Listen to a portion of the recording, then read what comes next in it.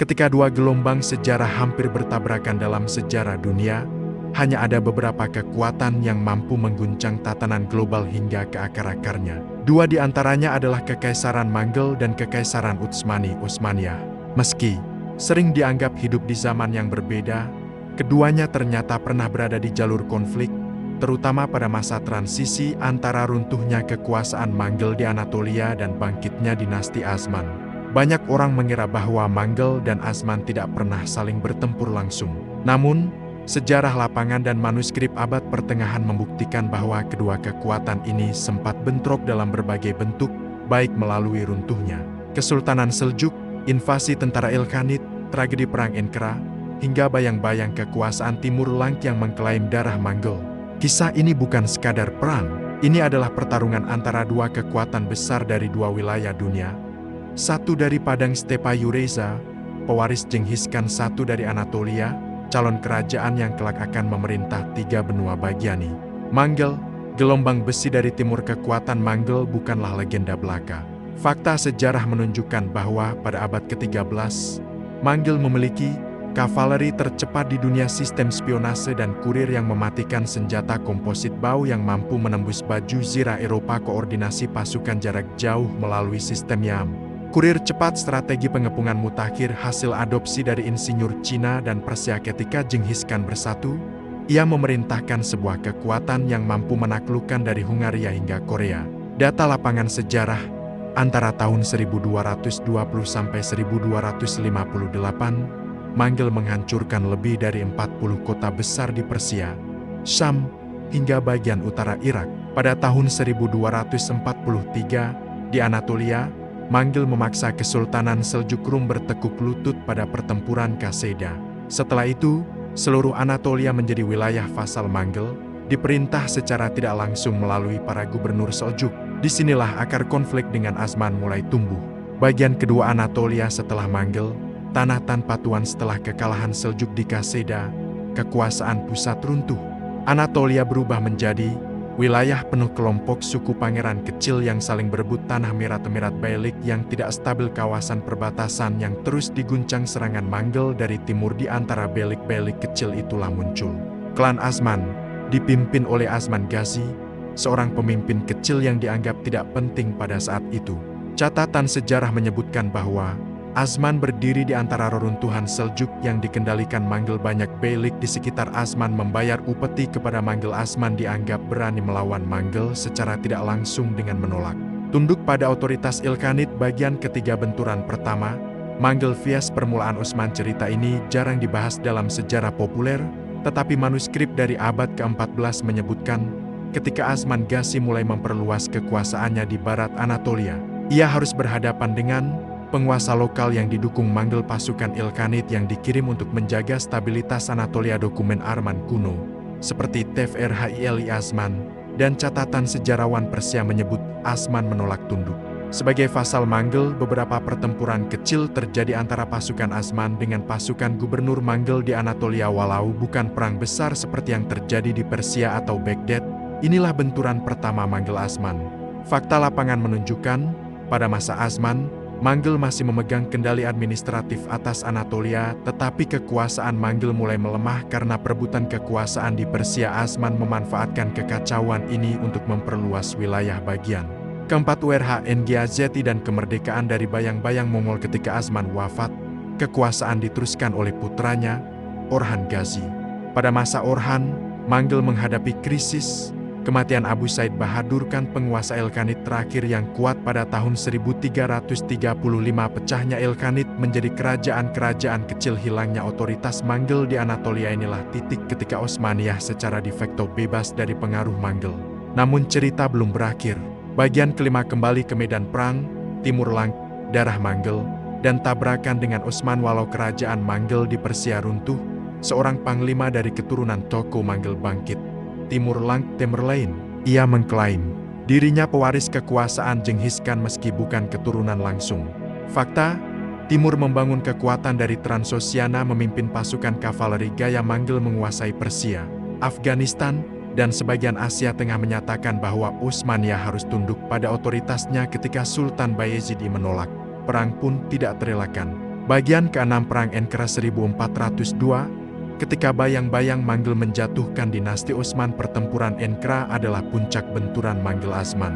Walaupun Timur bukan Manggel murni, ia menggunakan struktur militer. Manggel memimpin pasukan dari berbagai suku stepa, mengadopsi strategi pengepungan dan taktik kuda ringan khas Mongol. Fakta lapangan pertempuran terjadi 28 Juli tahun 1402. Timur membawa 140.000 pasukan Bayezidi membawa 85.000 pasukan. Beberapa pasukan Turkmen di sisi Bayezid membelot ke timur. Osmaniyah mengalami kekalahan telak. Bayezid ditawan dan wafat dalam penahanan. Dampaknya sangat besar. Kekaisaran Osmaniyah masuk ke era interregnum selama 11 tahun. Kerajaan hampir hancur total. Beberapa wilayah melepaskan diri. Bangkitnya Osmaniyah setelah itu dianggap sebagai salah satu kebangkitan paling spektakuler dalam sejarah dunia. Bagian ke-7 setelah badai mereda, Manggel tiada, Asman bangkit setelah Timur wafat, kerajaannya terpecah. Sementara itu, putra Bayezid, Mehmed Elebi, berhasil menyatukan Osmaniyah kembali.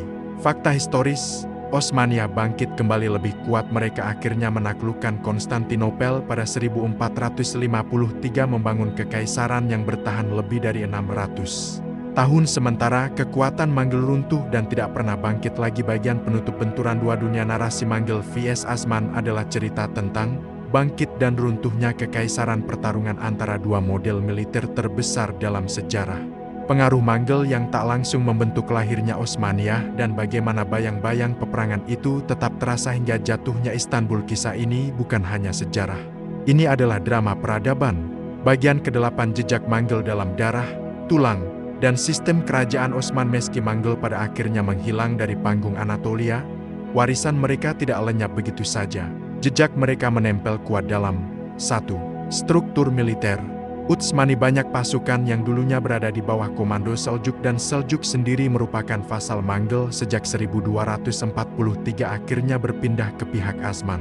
Fakta lapangan sejarah menunjukkan para komandan Turkmen yang sebelumnya dilatih dalam taktik Manggel menjadi fondasi pasukan Ghazi di Osmaniyah. Pola kavaleri ringan Utsmani di masa awal merupakan adaptasi dari gaya berkuda Manggel dan Turko Manggel. Sebagian strategi serangan kilat Asman berasal dari metode mobilitas tinggi ala stab. Kedua, administrasi dan perpajakan. Dokumen arsip Utsmani mencatat beberapa metode pencatatan pajak yang dipakai di awal kerajaan Asman adalah adaptasi dari sistem Persia Manggel. Istilah administratif tertentu, seperti tamga, merupakan warisan sistem perdagangan Manggel. Ketiga, integrasi suku-suku Turko-Mongol. Setelah kekuasaan Manggel melemah, banyak suku dari Asia Tengah mencari perlindungan di wilayah Osmaniyah dan menyatu dalam struktur militer. Bagian ke-9 Dinasti Asman dan hubungan mereka dengan tradisi stepa. Sering kali orang menganggap Osmaniyah sebagai kerajaan Timur Tengah murni. Padahal di masa awal, para Sultan Osmaniyah bergaya hidup seperti penguasa stepa lebih daripada penguasa Arab atau Persia. Tenda-tenda kerajaan, gaya berburu, hingga metode memilih prajurit inti dipengaruhi oleh tradisi stab. Bahkan beberapa ritual kenaikan tahta memiliki kemiripan dengan suku stepa, termasuk Manggel. Sumber-sumber Eropa pada abad ke-14 bahkan menggambarkan Sultan Osmaniyah sebagai Raja Turko Manggel. Bagian ke-10 Manggel sebagai musuh tak terlihat. Ketakutan psikologis di Anatolia. Walau tidak selalu berperang langsung, Manggel menciptakan efek psikologis yang luar biasa di Anatolia. Catatan biografi para pemimpin di abad ke-13 dan 14 menunjukkan bahwa nama Manggel saja cukup membuat beberapa kota menyerah tanpa perlawanan. Banyak suku Turkmen di Anatolia Barat melarikan diri meninggalkan rumah mereka karena takut akan serangan Manggel. Ketakutan inilah yang ikut memicu perpindahan masif suku-suku ke wilayah Osmaniyah yang sedang berkembang. Dengan kata lain, Manggel tidak hanya menaklukkan dengan pedang, tetapi juga dengan bayangan ketakutan yang mereka tebarkan. Bagian 11 Jalan hidup yang tak terhindarkan. Asman harus berperang untuk bertahan. Osman Ghazi bukanlah seorang jenderal dengan sumber daya besar. Ia hanya pemimpin suku kecil di Astebelecik, namun situasinya mendesak. Manggel memaksa Seljukrum menjadi boneka. Kekuasaan lokal saling berebut wilayah. Banyak beylik saling berkhianat demi kekuasaan. Sementara Bizantium yang mulai melemah tetap menjadi ancaman di barat. Di tengah kekacauan itu, Asman mengambil jalan yang hampir bunuh diri. Perluasan wilayah menuju barat sambil menolak tunduk pada pengaruh Manggel di timur. Inilah yang membuat nasib Osmaniyah berbeda dari beylik lain yang tumbang satu persatu. Bagian 12. Orhanghazati dan akhir kekuasaan Manggel di Anatolia ketika Ilkhanid runtuh tahun 1335. Beylik lain saling memperebutkan wilayah. Namun Osmaniyah melakukan yang berbeda, mereka menghindari konflik internal. Fokus pada ekspansi ke wilayah Bizantium yang sudah rapuh. Menguatkan sistem militer dengan merekrut lebih banyak Ghazi. Mengambil alih kota-kota penting seperti Bursa. Perlu dicatat, Bursa jatuh tahun 1326. Bahkan sebelum Ilkhanid benar-benar runtuh. Artinya Osmaniyah sudah memiliki momentum kekuatan sebelum Manggel benar-benar hilang. Bagian 13 ketika Bayezid menantang pewaris Mongol beberapa generasi kemudian, Osmaniyah telah berubah. Mereka menguasai Balkan, mereka menjadi kekuatan besar regional. Mereka nyaris menaklukkan Kesultanan Serbia. Bayezid ia mendapat julukan YLDRM Sang Kilat karena kecepatannya di medan perang, namun kebesaran ini menarik perhatian tokoh yang tidak kalah besar. Timur Lang, penguasa Asia Tengah yang mengklaim diri sebagai pewaris militer Genghis Khan. Maka terjadilah salah satu perang paling terkenal dalam sejarah. Ankara ke 1402, bagian 14 analisis fakta perang Ankara. Alasan Azman kalah. Sejarawan menyebutkan beberapa alasan kekalahan Osmaniyah. 1. Taktik kavaleri. Timur lebih unggul. Pasukan Timur adalah campuran Manggel, Turkestan, Persia. Pasukan berkuda dari Transosiana, mereka ahli serangan berpura-pura mundur. Taktik klasik stab yang paling ditakuti. Kedua, pembelotan suku-suku Turkmen. Banyak pasukan Turkmen di pihak Bayezid membelot karena mereka berasal dari wilayah yang pernah dikuasai Timur. Mereka tidak ingin memerangi figur pewaris Manggel. Ketiga, cuaca ekstrem. Catatan sejarah menunjukkan cuaca Ankara pada saat itu sangat panas, membuat pasukan Bayezid kelelahan. Keempat, strategi penjebakan Timur memotong jalur air pasukan Bayezid, membuat mereka kehausan selama pertempuran. Kekalahan ini bukan hanya kerugian, tetapi hampir menghapus Osmaniyah dari sejarah. Bagian 15 kebangkitan kembali Azman setelah dikalahkan pewaris Mongol setelah Bayezid wafat dalam penawanan. Ahli warisnya berperang satu sama lain. Namun akhirnya Mehmed Elebi muncul sebagai pemenang dan menyatukan kembali kerajaan. Fakta penting, hampir semua kerajaan yang dikalahkan Timur tidak pernah bangkit lagi, tetapi Osmaniyah berhasil bangkit. Bahkan lebih kuat dari sebelumnya hanya dalam 2 generasi setelah kekalahan ini. Utsmani menaklukkan Konstantinopel 1453. Inilah yang membuat benturan Manggel Azman menjadi unik. Azman jatuh karena kekuatan Manggel, tetapi bangkit untuk mengalahkan dunia. Bagian 16 legasi pertarungan Manggel Azman dalam sejarah dunia. Benturan ini meninggalkan jejak yang luar biasa. 1. Jika Azman hancur di Ankara, Konstantinopel tidak akan pernah jatuh. Sejarah dunia berubah total. Kedua, Balkan mungkin tetap berada di bawah pengaruh berbagai kerajaan kecil. Osmaniyah tidak akan menyatukan mereka selama ratusan tahun. Ketiga, Timur kemungkinan menjadi Kekaisaran Super Asia, namun setelah kemenangan Ankara, Timur justru menyerang Cina dan wafat di perjalanan. Keempat, peradaban Eropa tidak akan mengalami zaman ketakutan Osmaniyah. Kemenangan Manggel Timur akan mengubah geopolitik dunia sepenuhnya. Epilog 2 kekuatan yang takdirnya saling menyentuh. Kekaisaran Manggel adalah badai yang meratakan seluruh Asia. Kekaisaran Osmaniyah adalah pohon yang tumbuh dari tanah yang diratakan badai. Itu, mereka tidak hidup pada masa yang sama sepenuhnya, tetapi nasib keduanya terhubung oleh perang dominasi, invasi, bangkit dan runtuhnya kekuasaan ini bukan sekadar cerita sejarah. Ini adalah kisah tentang takdir 2 kekuatan terbesar Timur yang saling menoreh luka dan pelajaran dalam sejarah manusia. Di pesisir Sungai Sakarya, angin malam membawa aroma tanah basah dan asap kayu. Pasukan Azman yang baru saja terbentuk kecil, namun terlatih dengan kedisiplinan yang diajarkan Ertugrul dan diteruskan Azman berkumpul mengitari api unggun. Di kejauhan, tampak cahaya merah membakar langit kamp Manggel. Mereka mendirikan tenda-tenda besar yang menandakan kehadiran para Noyan terkenal. Tidak ada lagi keraguan, Manggel mengincar Anatolia dengan keseriusan penuh. Azman berdiri di hadapan para Alpsnya. Wajahnya keras, namun matanya menyala penuh keyakinan. Kita bukan sekadar melindungi wilayah, katanya dengan suara yang menggema. Kita melindungi masa depan umat ini. Manggel bukan musuh yang bisa diajak berunding. Mereka menghancurkan Baghdad, membakar Aleppo, memporak-porandakan seluruh negeri. Jika mereka melewati lembah ini, maka seluruh Anatolia akan jatuh. Para prajurit mengangguk, sebagian menggenggam pedang hingga buku jarinya memutih. Mereka tahu apa arti kata-kata Azman.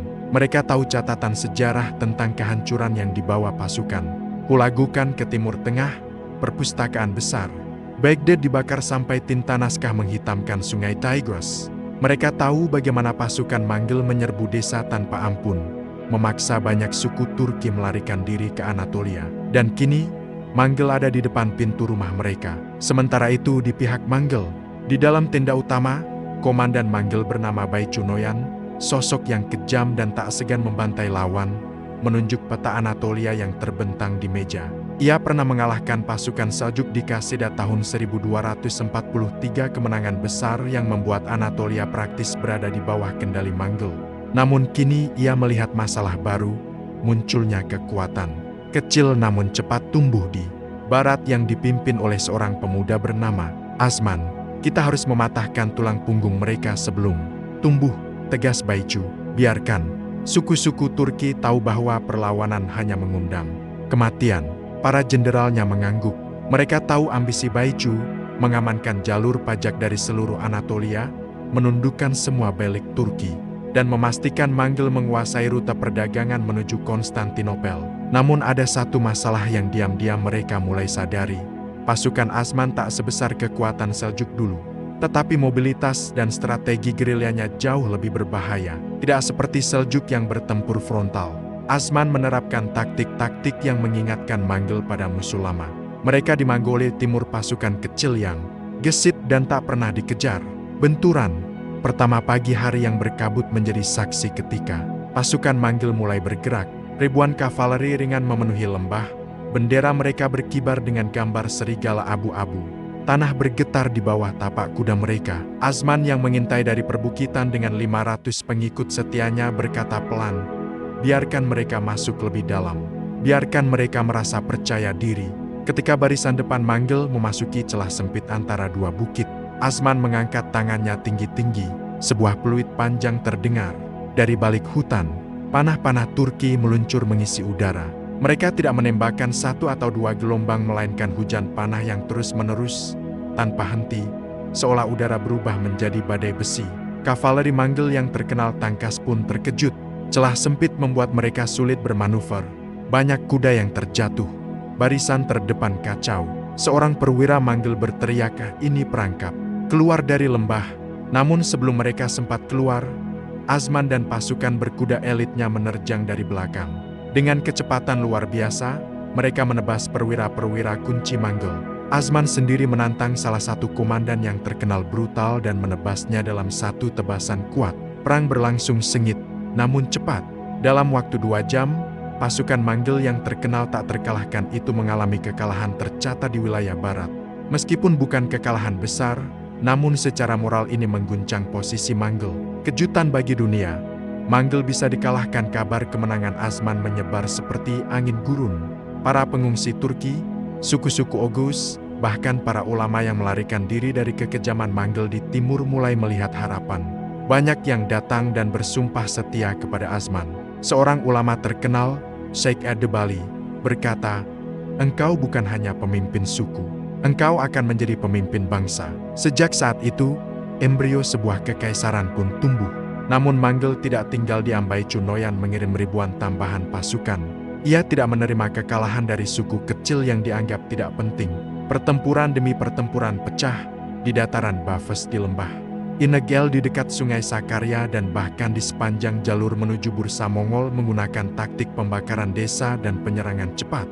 Sementara Azman menggunakan gerilya hutan, serangan malam, dan jebakan bukit. Dalam salah satu pertempuran besar, Azman hampir terbunuh ketika panah Manggil menembus bahunya. Namun ia bangkit kembali, memimpin pasukan dari garis depan. Para prajurit melihatnya dan bertempur dengan semangat berlipat. Selama bertahun-tahun, benturan ini menjadi semacam perang urat saraf antara dua kekuatan. Satu adalah kekuatan terbesar dan paling ganas di dunia, dan yang lain adalah kekuatan kecil yang kelak menjadi sebuah kekaisaran besar, Utsmaniyah Arman. Akhir era Manggil di Anatolia setelah Hulagukan wafat dan kekaisaran Manggil pecah menjadi beberapa khanat. kekuatan mereka di Anatolia melemah. Para pemimpin Manggel sibuk berebut kekuasaan. Azman melihat kesempatan itu. Ia memperluas wilayahnya sedikit demi sedikit. Setiap benteng Bizantium yang ia rebut membuat Manggel makin tidak punya jalur logistik yang jelas. Ketika Manggel akhirnya menarik pasukan besar mereka dari Anatolia, satu kenyataan pun muncul, mereka bukan dikalahkan oleh bangsa besar, melainkan oleh suku kecil Turki yang punya tekad lebih kuat dari baja. Anatolia pun jatuh ke tangan para belik Turki dan Azmanlah yang paling berkembang cepat, hingga akhirnya melahirkan sebuah kekaisaran yang kelak menaklukkan Konstantinopel dan menguasai 3 benua. Dan disitulah catatan sejarah menegaskan, jika Manggel tak berhasil menghancurkan Azman pada masa awal, maka masa depan dunia Islam berubah selamanya.